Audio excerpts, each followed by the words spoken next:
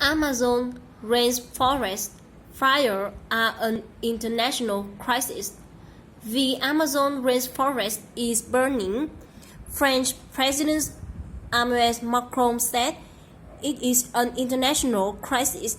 He said urgent action is needed. World leaders at the G7 summit should talk about them. He tweeted, "Our house is burning. The Amazon rainforest is on fire. It is an international crisis."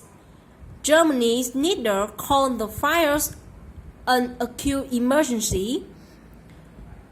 She says they were dangerous to the whole world. The UK leader called the fires heartbreaking. He wants to bring under control and help protect one of Earth's greatest wonders.